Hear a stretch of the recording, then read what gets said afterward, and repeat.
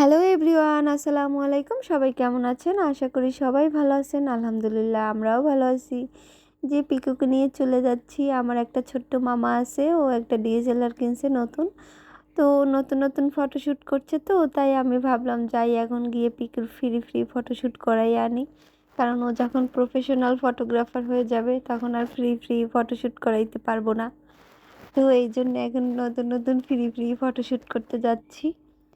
তো এই যে আমাদের বাড়ির পিছনের এইটা হচ্ছে একটা বালির মাঠ ছিল, এখন এরকম গাছ হয়ে এরকম জঙ্গলের মতো হয়ে গেছে আর এরকম ভয়ঙ্কর রাস্তা হয়ে গেছে।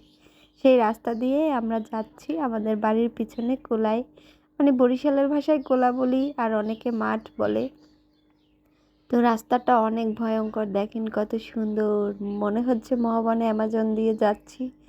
যাই হোক, এই তো আমরা চলে এসেছি।